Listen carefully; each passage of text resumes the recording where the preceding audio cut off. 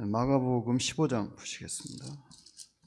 먼저 1절부터 5절까지 교독하겠습니다. 새벽에 대제사장들이 즉시 장로들과 서기관들 곧 온 공회와 더불어 의논하고 예수를 결박하여 끌고 와서 빌라도에게 넘겨주니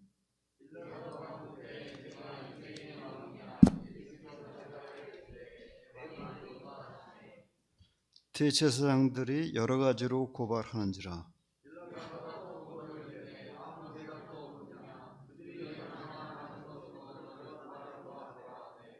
예수께서 다시 아무 말씀으로도 대답하지 아니하시니 빌라도가 놀랍게 여기더라. 자, 14장에서 그 대제사장들이라고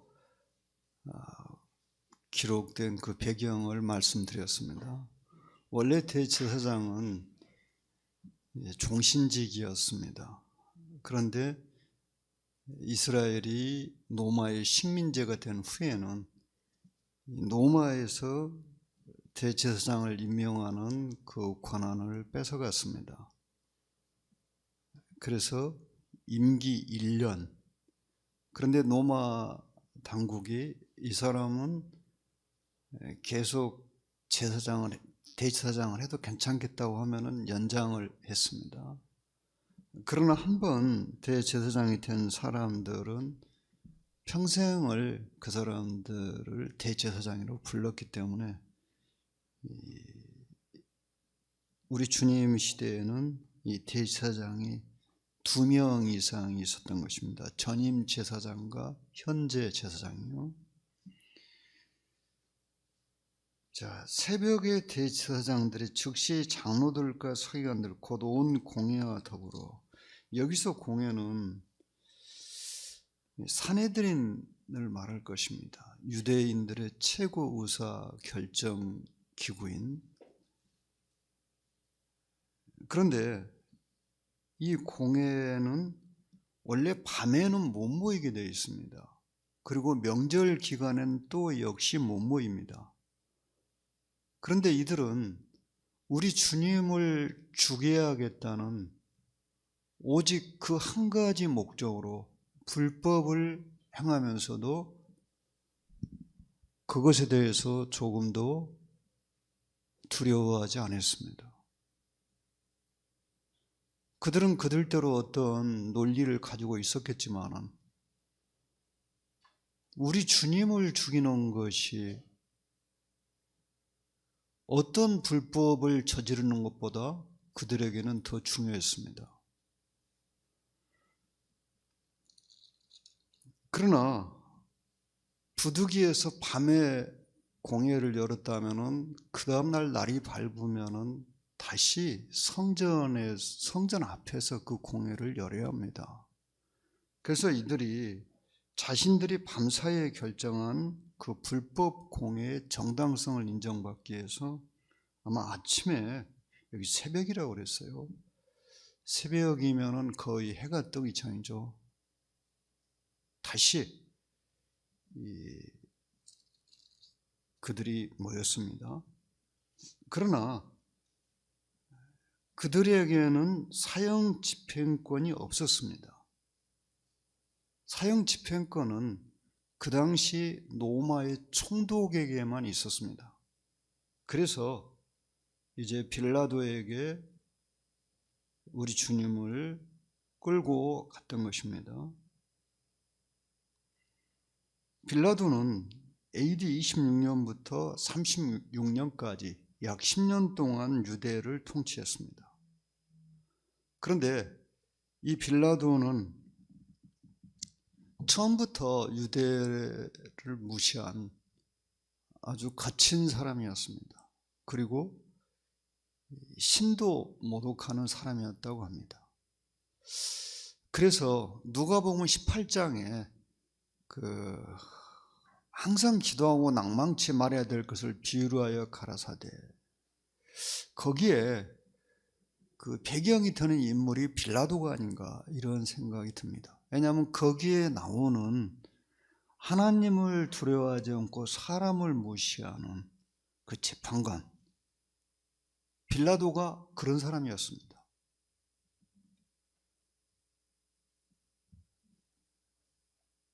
그런데 이 빌라도가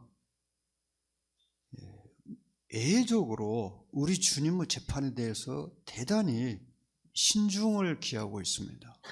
이것은 아마 빌라도의 부인이 유대인이었기 때문에 그 부인과 관련이 있지 않나 그렇게 생각이 됩니다. 빌라도 앞에 이제 우리 주님이 섰습니다. 그런데 우리 주님은 빌라도에게 자신을 고발하는 것에 대하여 전혀 변명하지 않았습니다. 빌라도가 볼 때 이것은 대단히 놀라운 일이었습니다. 그런데 2절에서 내가 유대인의 왕이냐 이렇게 물었는데, 처음에 산헤드린 공회는 우리 주님을 신성모독죄로 재판을 했습니다. 우리 주님이 자칭 하나님이라고 했다. 그런데 빌라도에게는 그것은 죄가 되지 않습니다. 노마법에는 내가 하나님이다. 그 노마법에는 무슨 사형죄가 아닙니다. 그건 죄가 성립이 안 되는 거예요. 그러니까 이번에는 빌라도한테 갔을 때는 이제 그 정치적인 죄로 고발을 합니다. 노마 황제가 임명하지 않았는데 유대인의 왕이라고 주장하는 것은 반역죄에 해당합니다. 그러니까 유대인들이 우리 주님을 고발할 때는 반역죄로 고발했다는 것입니다. 이 얼마나 그들의 양심이 잘못되어 있다는 증거입니까? 자기들끼리 재판할 때는 하나님을 모독했다고 재판을 하고, 빌라도한테 고발할 때는 반역죄로 고발하고, 그리고 이제 이 다음에 또 나옵니다. 바라바를 놓아주라. 우리 주님이 반역죄를 저질렀다고 고발해놓고 정말 그 반역죄를 저지른 바라바를 또 놔달라고 합니다. 이거 뭘까요? 이게 그러니까 주님이 반역죄를 저질렀다고 이 사람 사형시켜야 한다고 고발해놓고 지금 반역죄를 저지른 증거가 명확하고 살인도 저질렀고 그런 사람을 놓아주라고 또 요구하는 거예요. 사실 우리 주님이 반역죄를 저질렀다는 증거는 전혀 발견되지 않았습니다. 전혀 없었어요. 그것이 그들의 양심이었습니다. 그러니까 양심은 다 같은 것이 아니죠. 저 성경은 선한 양심을 가져야 한다고 그랬어요. 선한 양심. 우리 주님은 여기서 아무 말씀도 하지 않으셨는데요, 우리는 변명을 할 때와 침묵을 할 때를 잘 구분해야 합니다. 특히 교회에서 어떤 언쟁이 벌어졌을 때 침묵을 하는 것이 교회를 평안하게 하는 경우가 많습니다. 이 변명을 하게 된 불갑을 상대방의 허물을 말해야 되고, 그렇게 되면은 거기서 이기더라도 교회는 분쟁에 휩싸이게 됩니다. 그래서 우리는 교회 연합을 위해서 기도하고 있고 모두 교회가 연합하기를 바랍니다. 형제 자매님들이 이 세상 속에서 세상의 직장 생활을 또 세상에 일하는데도 많은 스트레스에 시달립니다.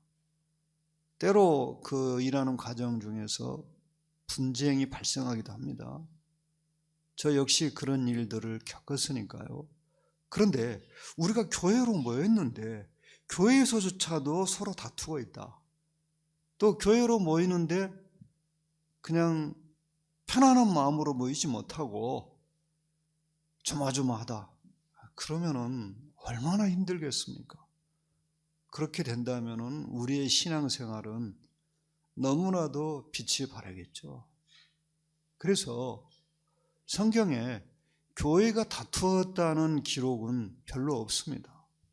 그리고 그 다툰 이유도 어떤 그 과부들의 공개의 문제로 사도행전 6장에 한번 나오죠. 그래서 그 문제를 신속히 사도들이 해결합니다.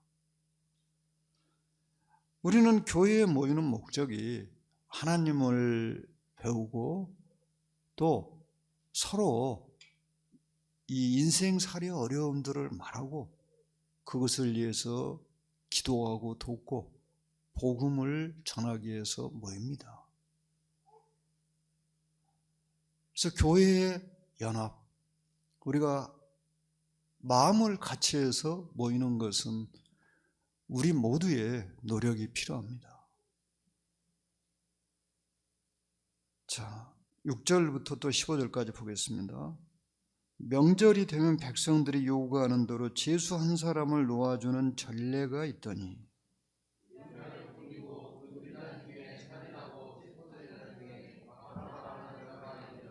무리가 나아가서 전례대로 하여 주기를 요구한대.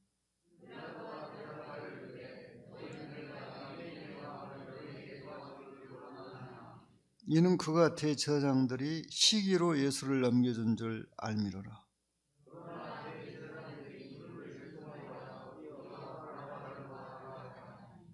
빌라도가 또 대답하여 이르되 그러면 너희가 유대인의 왕이라 하는 일을 내가 어떻게 하랴?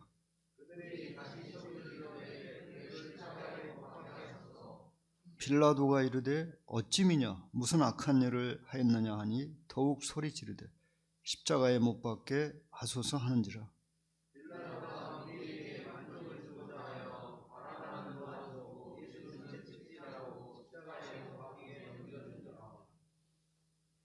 자, 여기서 빌라도가 일단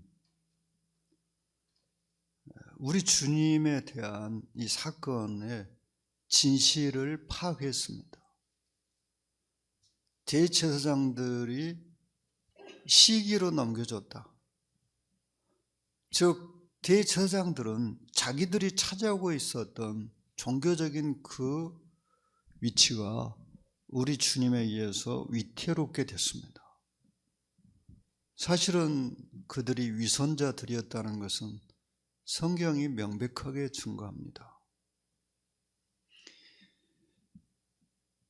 그래서 그는 그 유월절 때는 관례적으로 유대인들이 요구하는 한 사람의 제수를 석방시키는 관례가 있었기 때문에 유대인들에게 물어봅니다.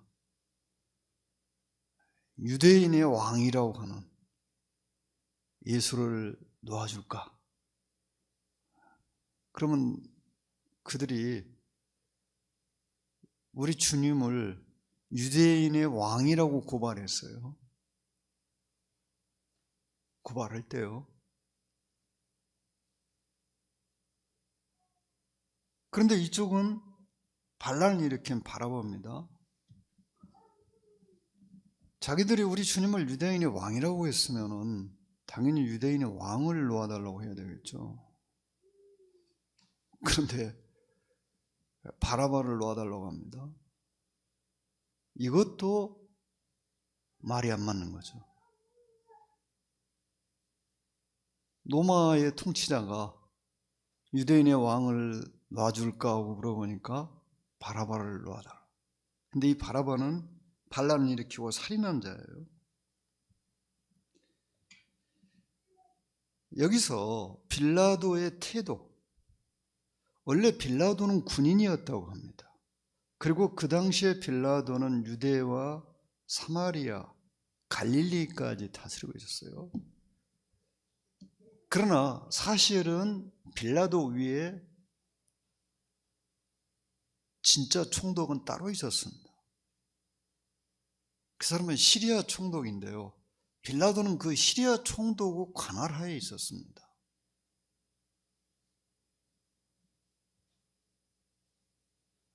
그러나 빌라도에게 사법권이 있었어요. 재판을 할 수 있는 권한이.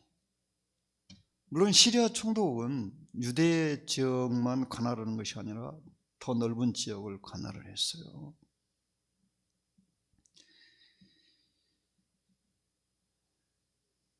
빌라도가 우리 주님에 대해서 어느 정도 사전에 알고 있었는지는 잘 모르겠지만 이 재판 과정에서 대제사장들이 우리 주님을 시기하고 있다는 것을 알아챘습니다.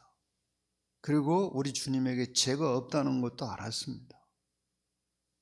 그러나 정치적인 계산에 의해서 그 당시에 이 총독이 다스리는 식민지에서 소요 사태가 일어나면은, 또 반란이 일어나면은 그 총독은 소환을 당했습니다. 소환을 당했다, 그 말은 무슨 말이냐면 총독 자리에서 파면됐다 이 말이에요.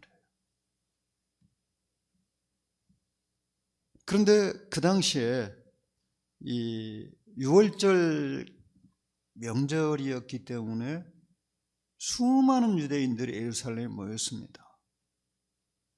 그러나 예루살렘에 수비대는, 노마 수비대는 약 300명 정도였다고 합니다. 이 자료에 보면은. 근데 거기에 명절을 지키기 위해서 모인 유대인들은 뭐 수십만 명. 그러니까 그 작은 인원으로는 그들을 통제할 수가 없어요. 그런데 대제사장은 유대인들에게 있어서 로마 총독보다 더 큰 권위를 가지고 있습니다. 그 대제사장들이 선동을 하면은 이것은 얼마든지 폭동으로 바뀔 수도 있었습니다. 사실은 배후에 사단이 사람들의 마음을 지금 격동시키고 있었던 것이죠. 그러나 빌라도가 자신이 알면서도 우리 주님에게 유죄 판결을 한 그 죄는 결코 면제받을 수 없습니다. 빌라도에게 이 사건의 진실을 정확히 알 수 있는 지혜와 통찰력이 있었습니다. 총독쯤 되기 위해서는 결코 평범한 사람은 총독이 될 수가 없습니다. 이 지능적으로나 혹은 지식적으로 뛰어난 사람들이 총독이 되는 것입니다. 쉽게 말해서 총독은 그 지역의 왕입니다. 그런데 로마는 공화정을 했기 때문에 황제가 있었지만은 로마는 정책을 결정할 때 언로원이라는, 지금으로 말한다면은 국회의원 비슷한 그 언로원들이 모여서 결정을 내리고 황제는 그들의 결정을 따르는 경우가 많았습니다. 그래서 그냥 황제가 임의로 총독을 임명하는 것이 아니고 언로원 의원 중에서 대부분 총독을 임명했다고 합니다. 그 당시 로마 역사에 보면은. 그래서 빌라도가, 우리가 이 자칫하면은 빌라도라는 사람은 아주 무식하고 무지한 사람으로 생각할 수 있는데 그렇지 않습니다. 아버지는 이 영국 쪽을 관할했던 외교관이었던 그런 자료도 있습니다.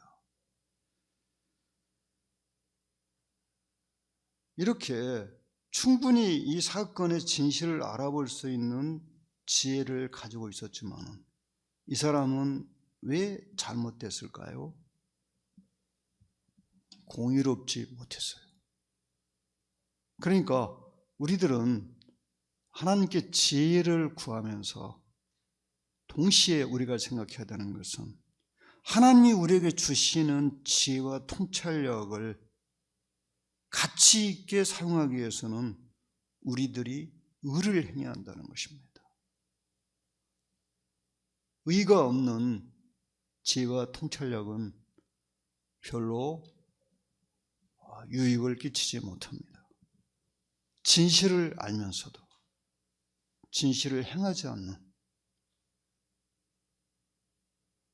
우리는 그런 일들을 종종 봅니다. 살면서. 단테가 신곡에서 그런 말을 했다고 합니다. 지옥의 가장 뜨거운 곳에 갈 사람이 누구냐? 도덕이 위태로울 때 침묵을 지킨 사람들이다. 근데 원래 단테가 쓴 신곡에 그 말이 없다고 합니다. 그 말을 미국 케네디 대통령이 잘못 인용했대요. 그래서 케네디가 지옥의 가장 뜨거운 곳에 갈 사람은 도덕이 이태로울 때 침묵을 지킨 사람이라고 단테가 말했다, 이렇게 말했는데 그게 명언이 되고 말았습니다. 그러나 정작 신곡에는 그런 말이 없습니다. 여하튼 충분히 제가 생각할 때 일리 있는 말입니다. 세계적인 명언이 됐어요. 그것이. 지옥의 가장 뜨거운 곳에 갈 사람이 누구냐? 도덕이 이태로울 때 침묵한 사람들, 진실이 뭔가를 알면서 진실을 말하지 않는 사람들, 그 사람들이 가장 나쁜 죄를 짓고 있다, 그런 뜻이죠. 그런데 우리는 살면서 그런 일을 너무나 쉽게 볼 수 있습니다. 무엇이 옳은지 알면서도 어떤 이해관계 때문에 혹은 사람들에게 나중에 불이익을 당할까 봐서 진실을 알면서도 말하지 않는 이런 일들이 있는 것이죠. 적어도 그리스도인들은 그렇지 않기를 위해서 기도해야 합니다. 하지만 안타깝게도 현실은 그렇지 못하다는 거예요. 빌라도는 바로 그런 경우였어요. 그는 진실을 알지만 자기의 정치적인 계산에 의해서 진실을 외면하고 거짓을 선택했던 것입니다. 그러기에 빌라도는 지난 2000년의 역사를 통해서 우리 주님에게 해를 끼친 대표적인 사람으로 교회에서 계속하여 말해지고 있습니다. 심지어 사도신경에까지 나옵니다. 빌라도에게 고난을 받으시고, 아마 빌라도는 자신이 인할한 재판에 대해서 영원히 후회할 것입니다. 전 처음에 빌라도가 진실을 몰라서 그런 줄 알았어요. 아니었습니다. 정치적인 계산에 의해서요. 우리도 우리 자신을 돌아볼 필요가 있습니다. 내가 진실을 알면서도 진실을 말해야 되는 그 자리에서 그 사람에게 미움받을까 봐서, 혹은 나중에 내가 당할 손해가 두려워서 진실을 외면하지 않았는가, 그냥 침묵을 해버렸는가, 알면서도. 우리는 앞으로 하나나라 갈 때까지 이러지 않기를 위해서 기도해야 하는 것입니다. 그 당시에 사형수는 사형을 집행하기 전에 이 채찍으로 체벌하는 과정이 있었습니다. 그런데 이 채찍 체벌은 얼마나 무서운지 이 사형수의 살이 이렇게 다 뜯겨나갔다고 그래요. 그냥 살이 확 패버려요. 숙련된 이 형리가 이 채찍을 썼기 때문에 그 채찍은 쇠 조각이나 뼈 조각이 달려 있었습니다. 그래서 심지어 이 채찍을 맞다가 죽는 사형수들도 있었습니다. 십자가 처형이 얼마나 고통스러웠던지 그 당시에 이 채찍질하는 사람에게 사형수의 가족이 찾아가서 돈을 주면서 그냥 채찍으로 때려 죽이라고 하는 경우도 있었다고 합니다. 왜냐하면 채찍 맞다가 죽으면 십자가 처형 안 하잖아요. 못 하잖아요. 근데 십자가 처형은 십자가에 못 박혀가지고 물 한 모금 마시지 못하고 통상 3일 정도 살았습니다. 아주 몸이 강한 사람은 일주일까지도 살았다고 합니다. 근데 그동안에 그 사형수를 아무도 돌보면 안 됩니다. 거기에 사나운 새들이 와서 그 사형수를 공격하고 그 사형수의 눈을 쪼아먹고 입을 공격하고 코를 공격해도 도와주면 안 됩니다. 그 사람도 처벌받습니다.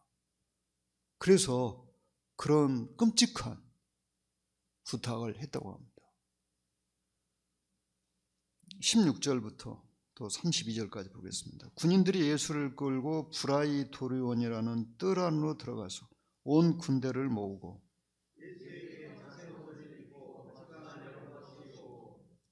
격리하여 이르되 유대인의 왕이여 평안할지어다 하고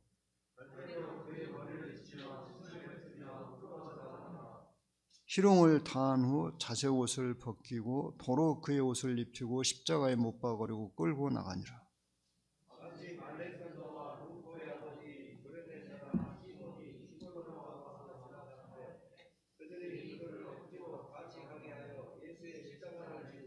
예수를 끌고 골고다라 하는 곳, 번역하면 해골의 곳에 이르러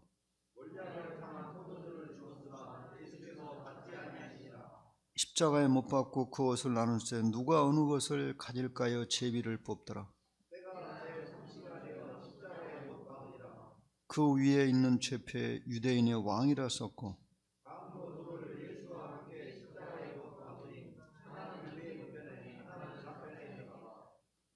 지나가는 자들은 자기 머리를 흔들며 예수를 모욕하여 이르되 아하 성전을 헐고 사흘에 짓는 자여,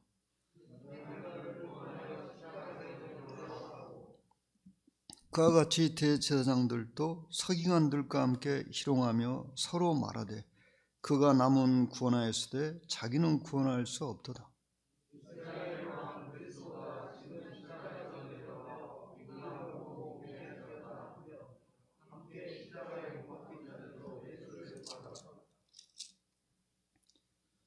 자, 우리 주님이 십자가에 못 박힌 장면이 여기 나옵니다. 자색 옷은 왕들이 입는 옷입니다.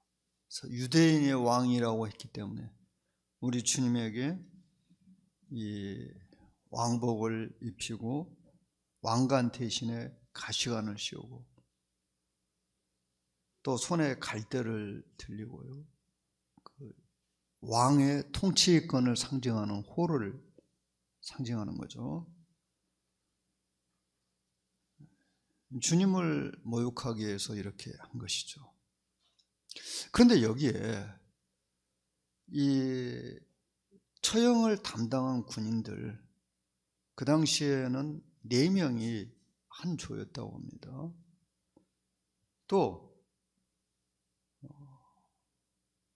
대제사장들, 그리고 강도 둘, 그 다음에 서기관들, 이들이 모두 우리 주님을 조롱하고 멸시했죠. 왜 이렇게 했을까요? 주님에게 더 큰 고통을 주기 위한 목적이겠죠. 유대인의 왕이라고 하는 자가 지금 유대인의 왕인 증거를 보여라. 또 선지자인 증거를 보여라.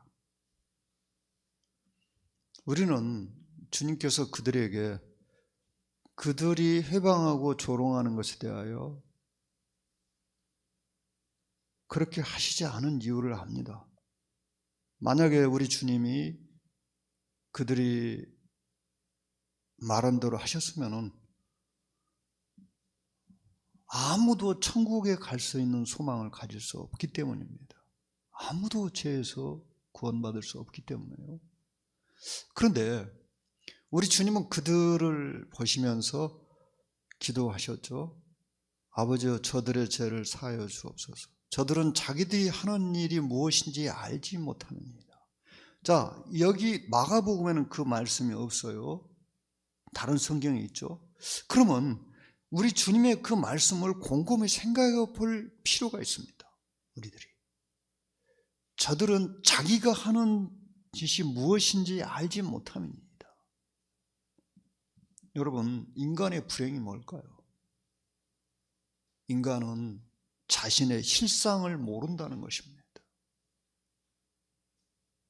인간은 자신이 지금 하고 있는 행동이 무슨 결과를 초래해야 할지 모른다는 거예요. 심지어 강도들까지도 우리 주님을 조롱했습니다. 왜 그랬을까요? 그들은 자신들의 죄가 얼마나 심각하고 큰지 알지 못했습니다. 장차 자신들이 지옥에 가서 받을 형벌의 크기를 그들은 조금도 알지 못했어요. 우리는 그런 일들을 날마다 보고 있습니다. 인간은 안타깝게도 자신의 실상을 모른다는 거예요. 내가 어떤 사람인지 모르고 있다는 거예요. 마치 깨끗한 사람인 것처럼, 죄가 없는 사람인 것처럼. 그러니까 사람은 어떤 문제를 안고 있냐면, 나보다 더 죄가 있다고 생각하는 사람을 보면은 자신이 의로운 사람인 것처럼 착각합니다. 인간이 또 의롭다고 생각하는 경우가 많습니다. 그런데 사람은 어떤 한순간에만 의로울 수 있습니다. 지옥은 한순간 의롭다고 해서 안 가는 곳이 아닙니다. 하나님께서는 사람을 심판하실 때 어떤 한 단면을 가지고 심판하시는 것이 아닙니다. 그 사람의 인생 전체를 가지고 심판하십니다. 이들이 만약에 자신들의 실상을 알았다면 이렇게 할 수 있었을까요? 자신들이 지금 지옥을 향해서 가고 있고 지옥에 가는 것이 이미 정해졌다는 우리 주님이 이미 말씀하셨어요. 요한복음에서. 하나님의 아들을 거부하는 자는 이미 심판받았다고 그랬어요. 뭐 죽어봐야 아는 게 아니에요. 이미 지옥 갈 것이 정해졌어요. 그러니까 지옥에서 벗어나는 것이기 때문에 구원이라고 하는 거예요. 죽은 다음에 그때 가서 지옥 가는가 안 가는가 정해지는 거 절대 아닙니다. 인간이 가진 불행, 자신의 실상을 모르는 거예요. 내가 어떤 사람인지, 내가 죄가 얼마나 많은지, 나의 양심이 어떤지, 나의 행동이, 나의 말이 하나님 보시기에 어떤지 모르고 있다는 것입니다. 그래서 한순간 자신이 남보다 어렵다고 생각하면은 그냥 쉽게 판단하고 비방하고 비판하고 이렇게 하는 거죠. 그런데 여기 21절부터 21절에 아주 특이한 일이 기록되어 있죠. 그냥 한 절만 딱 기록되어 있어요. 마가복음에. 뭐 다른 성경에도 길게 기록되어 있지 않습니다. 알렉산더와 누포의 아버지인 구레네 사람 시몬이 시골로부터 와서 지나가는데 그들이 그를 억지로 같이 가게 해 예수의 십자가를 지우고, 마가가 이렇게 쓴 것은 원래 마가복음의 1차 수신자는 로마 성도들입니다. 그러니까 로마인들은 일을 좋아하기 때문에 이 마가복음의 진행은 아주 빠르게 진행이 됩니다. 처음 1장부터 막 우리 주님 일하는 것이 나오잖아요. 종이 된 우리 주님을 주제로 썼어요. 하나님의 종이 된. 그럼 여기서 알렉산더와 누포라고 이렇게 언급한 것은 이 성경을 최초로 수신하는 성도들이 이 사람들이 누군가를 잘 알고 있었다는 거예요. 설명이 필요 없어요. 그럼 알렉산더와 누포는 어느 교회 로마 교회 성도였을 것입니다. 틀림없이. 그리고 누포는 그 당시 로마 교회에서 아주 중요한 일꾼이었다고 합니다. 구레네 시몬의 아들들. 알렉산더 역시 교회에 잘 알려진 그리스도인이었습니다. 그래서 이렇게 쓰고 있는 거예요. 그런데 이들이 어떻게 해서 그리스도인이 됐는가? 구레네 시몬에 대한 자료를 우리는 성경에서 더 이상 얻을 수가 없습니다. 다만 이제 교회사에서 전설로 내려오는 그런 자료들이 있어요. 구레네 시몬이 처음에 십자가를 지라고 하니까 시몬이 속으로 뭐라 했겠어요? 오늘 재수 더럽게 없네. 그랬을지도 모르죠. 실제로. 그리고 이제 그 옆에 시몬 옆에 있던 사람들도 저 사람 누군가 오늘 재수 진짜 온 붙었구만. 왜? 그가 진 십자가의 이 나무가 68kg나 나가는 결코 가볍지 않은 나무였습니다. 무게였습니다. 68kg면은 130근 가까이 되는 거죠. 그 건장한 성인도 별로 홀가분한 짐은 아니죠. 그냥 우리나라 사람들은 이 지게질을 하도 많이 해서 옛날에 그 2배 되는 무게도 지고 다녔습니다만은 그쪽 사람들은 지게가 없죠.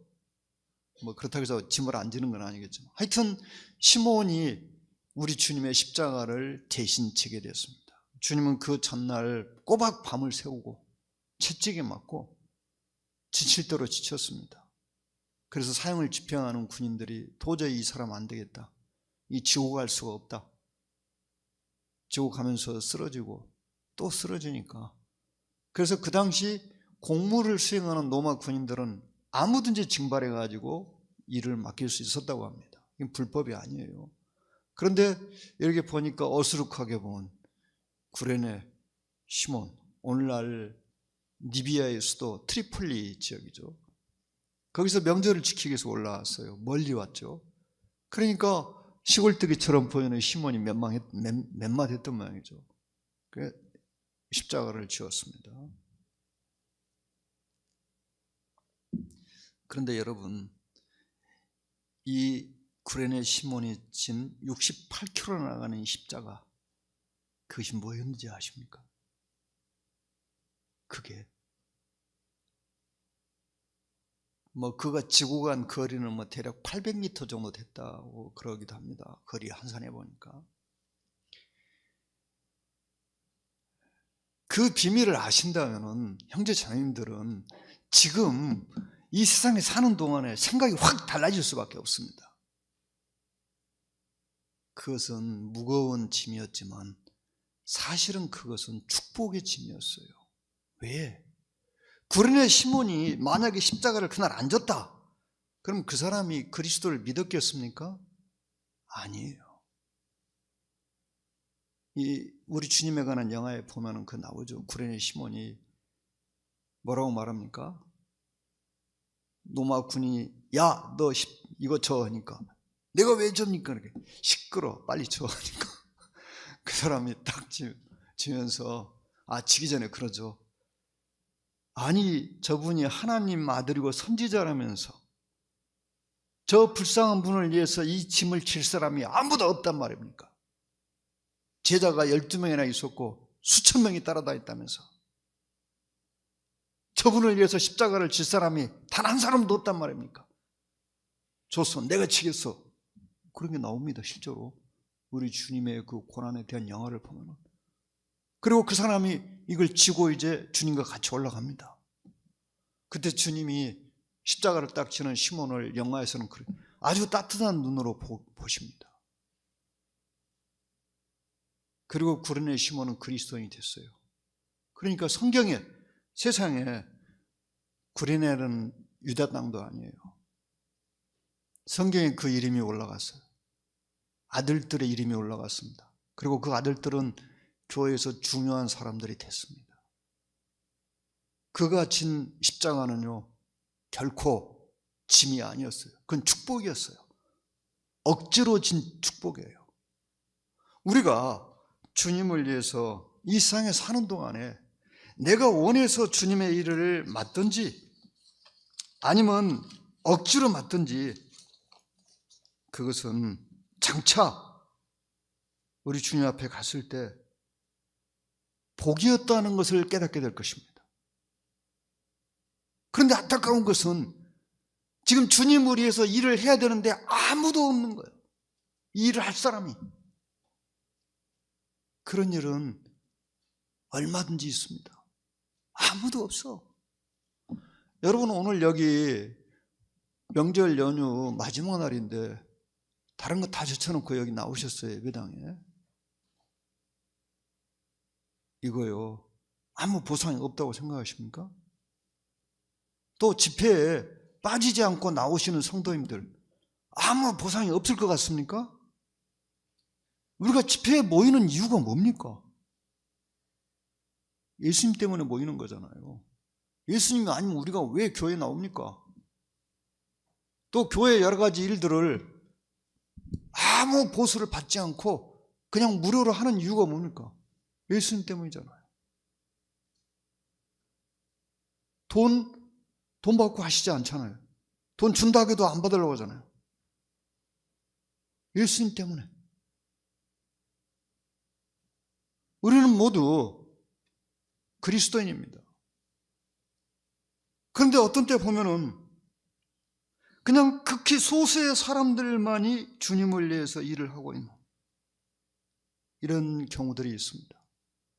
그런데 우리가 분명히 알아야 되는 것은 내가 자원해서 주님의 일을 하든지 억지로 주님의 일을 하든지 거기에 대해서 주님 분명히 보상하신다는 거예요. 만약에 억지로 하면 보상 안 한다, 그러면 이 성경 어떻게 되는 거예요? 여기 나오는 구레네 시몬 아무 보상이 없어야 돼요. 근데 여기 분명히 그랬죠? 억지로 같이 가게 하여. 시몬이 자기 발로 자기가 지겠다고 한 게 아니에요. 억지로. 그런데 이게 뭡니까? 그래서 어떤 강의자들 그렇게 말합니다. 억지로 진 축복. 몰랐어요. 거기에 모인 사람들도 다 시몬을 보면서 저 사람 오늘 운 진짜 운 되게 없네. 근데 정말로 시몬이 운이 없는 사람이었을까요? 거기에 그 많은 사람들 가운데서 가장 운이 없는 사람이었을까요?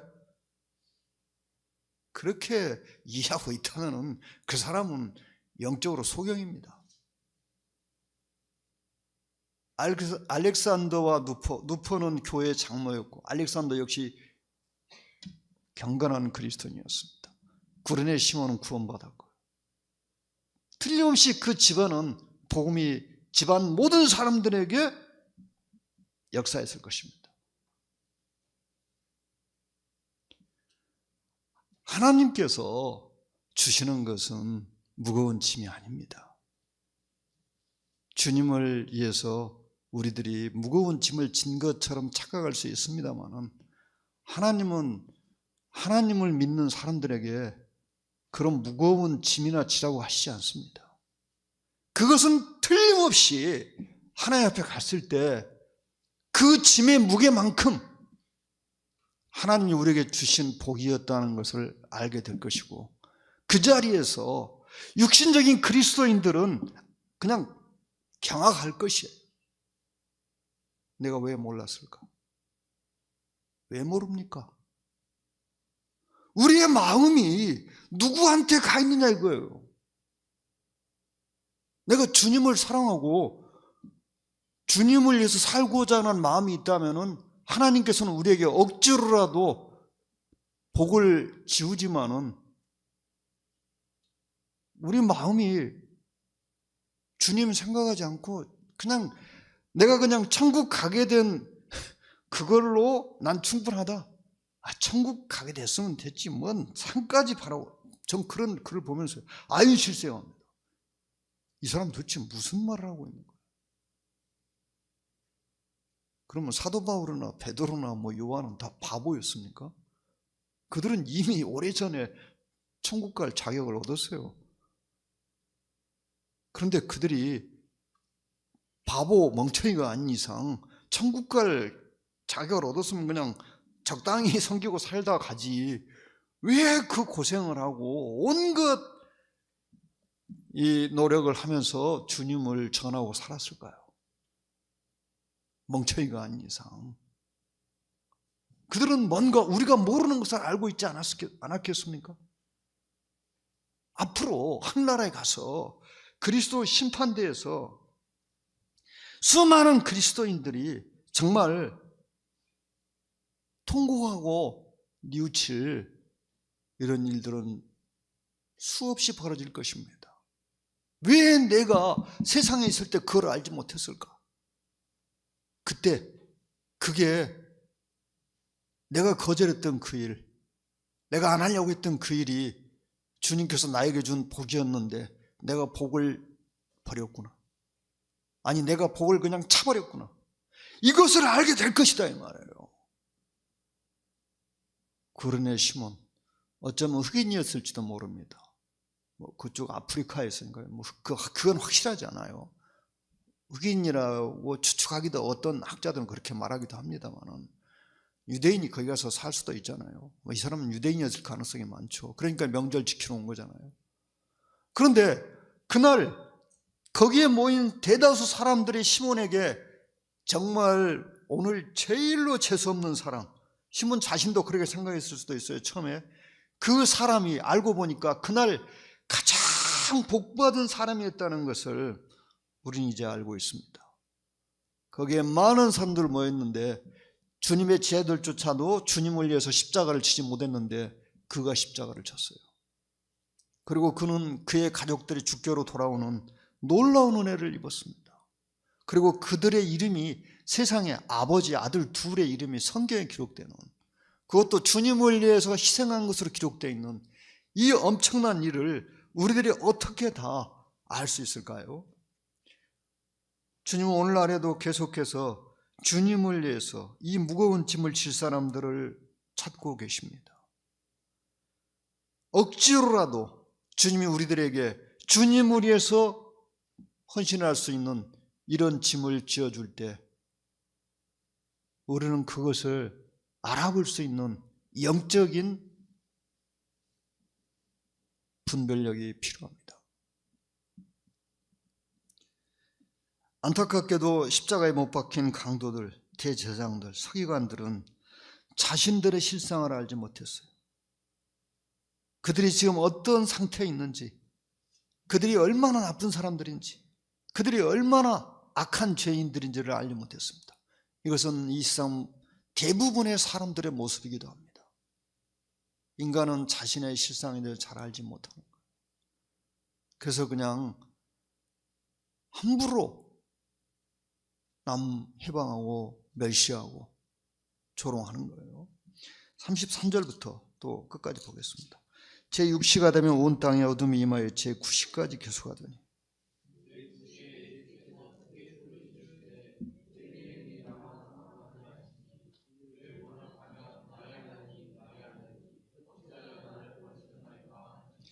곁에 섰던 자 중 어떤 이들이 듣고 이르되 보라 엘리야를 부른다 하고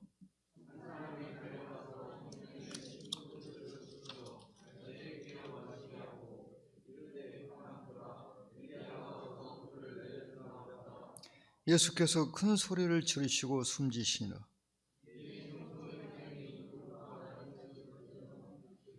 예수를 향하여 섰던 백부장이 그렇게 숨지심을 보고 이르되 이 사람은 진실로 하나님의 아들이었도다 하더라.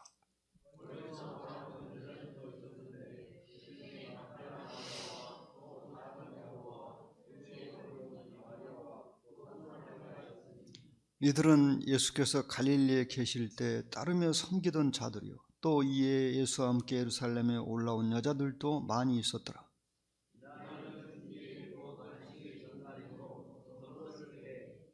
아리마대 사람 요셉이 와서 당돌이 빌라도에게 들어가 예수의 시체를 달라 하니 이 사람은 존경받는 공회원이요 하나님의 나라를 기다리는 자라.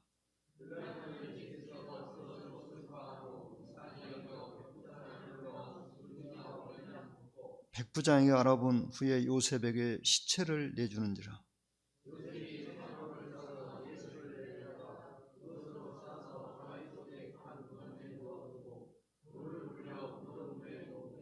막달라 마리아와 요새 어머니 마리아가 예수 둔 곳을 보더라.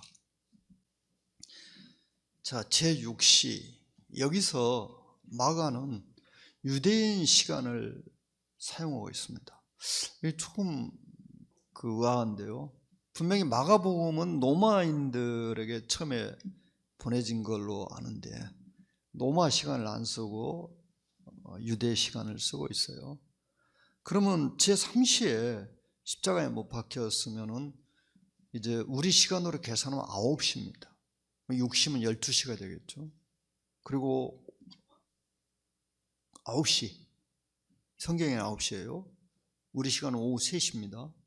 3시에 우리 주님이 돌아가신 거예요. 6시간 동안 십자가에 못 박혀 있었어요.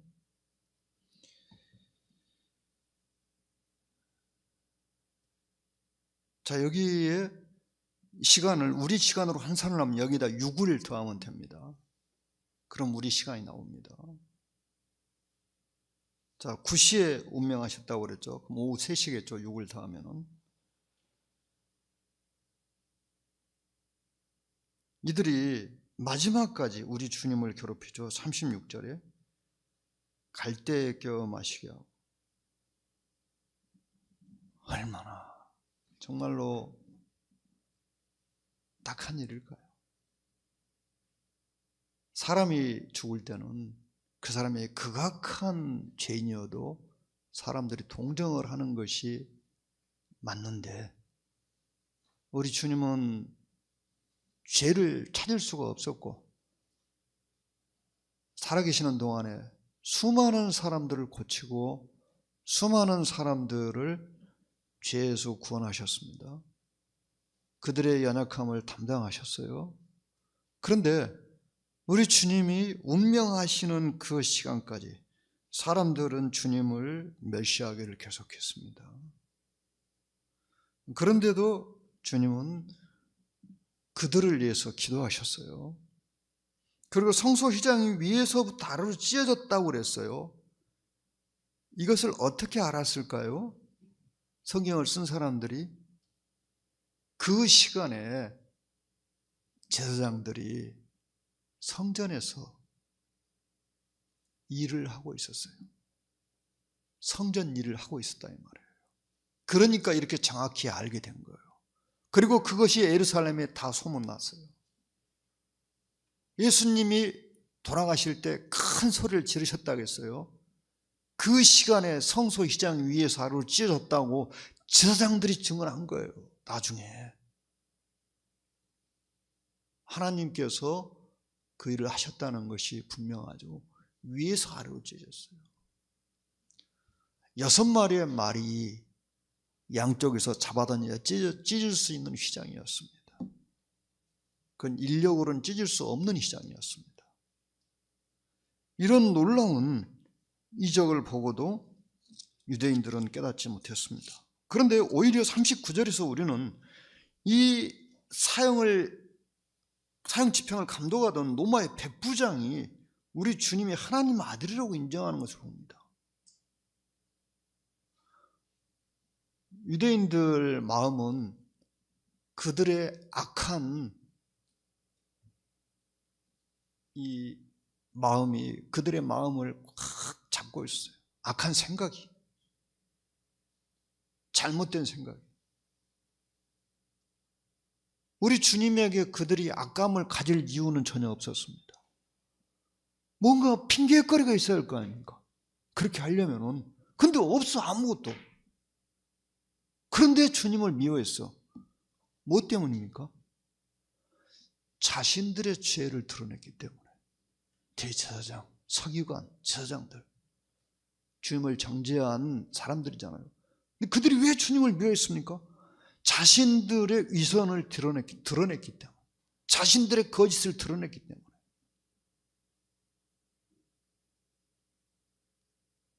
우리는 우리 자신을 들여다보면서 그런 생각을 합니다. 과연 내가 그 당시에 제사장에 바리새인이 있다면 나는 어떻게 했을까? 나는 그러지 않았을 것이다. 천만에요. 지금 우리들에게 우리의 마음을 가장 힘들게 하는 사람 누굽니까?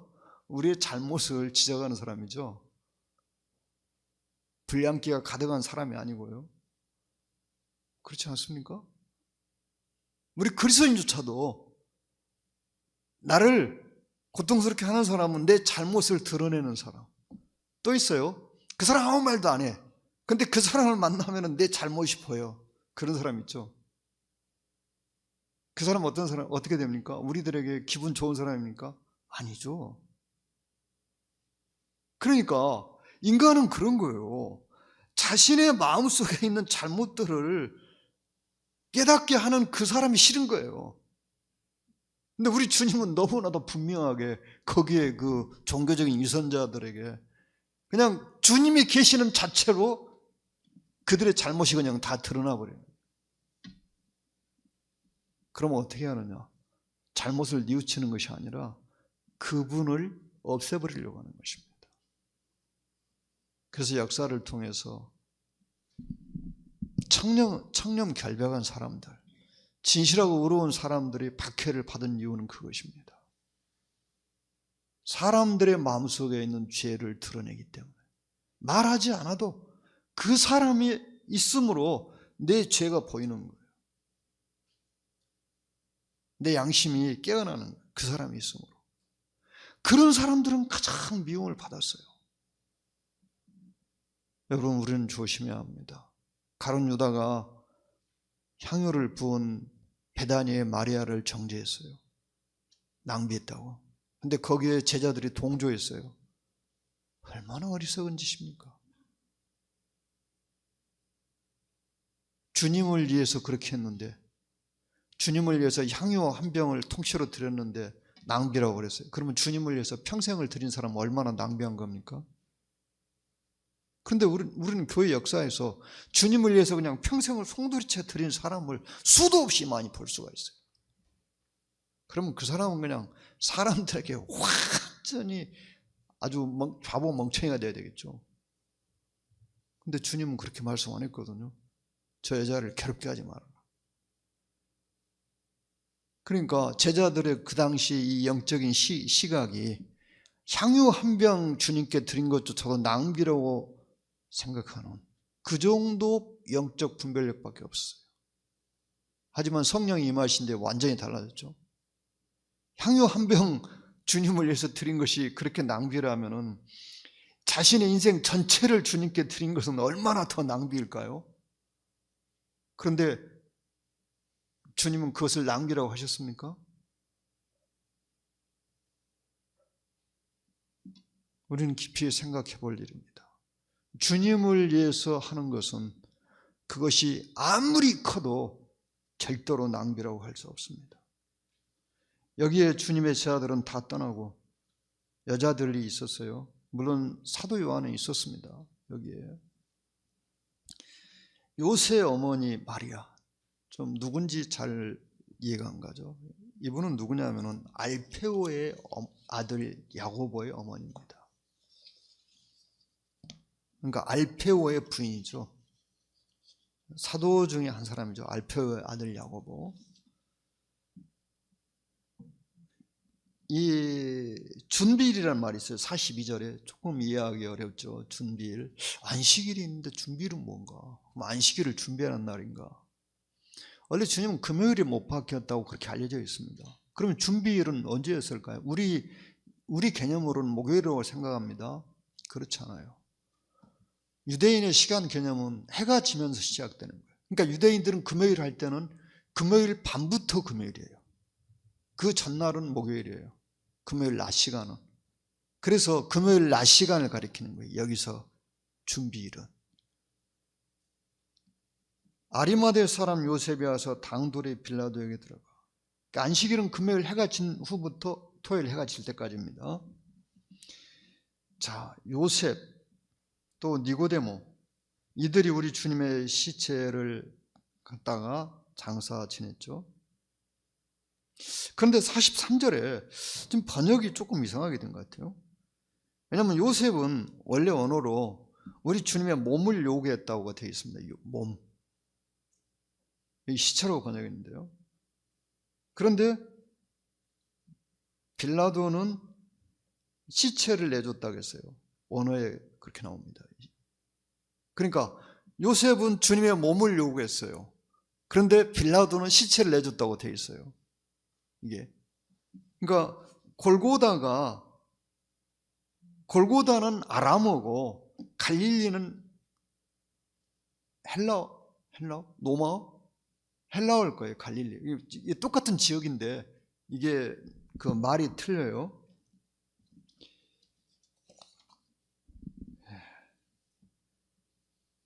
요셉이 세마포를 써서 예수를 내린다 그것으로 모두 성경을 정확히 성취하고 있죠. 성경의 예언들을.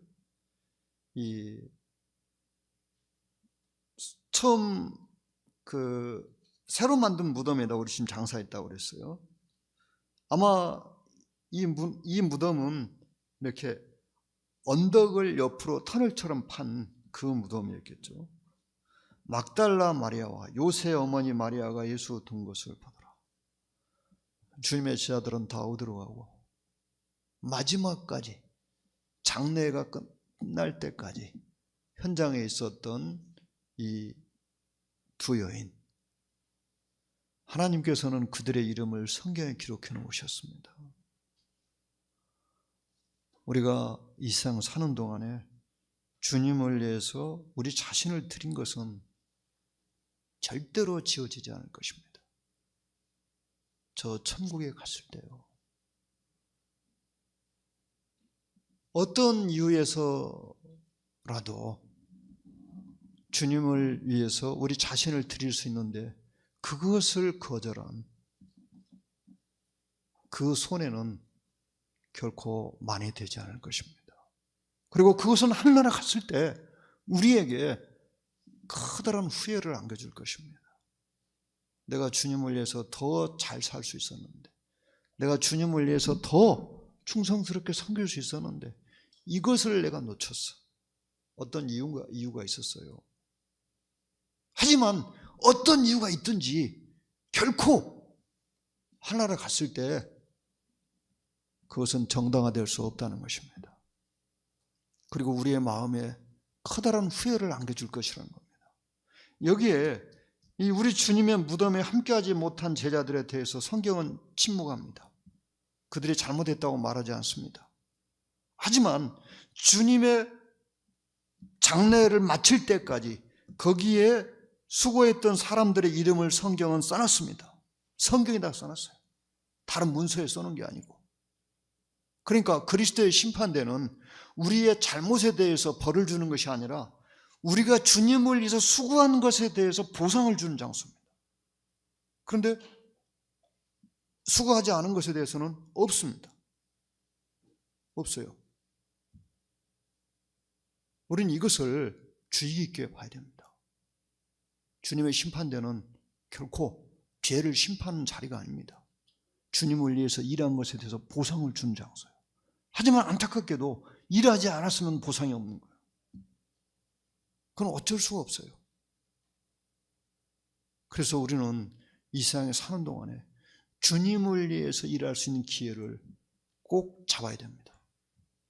주님이 우리에게 기회를 주셨을 때, 혹은 우리들이 주님을 위해서 일을 해야 될 필요가 있을 그 필요성을 내가 알았어요. 그때 그 기회를 놓치지 않도록 해야 된다는 것입니다. 이것이 그리스도의 심판대에서 분명히 우리들에게 영원한 상급이 될 것입니다.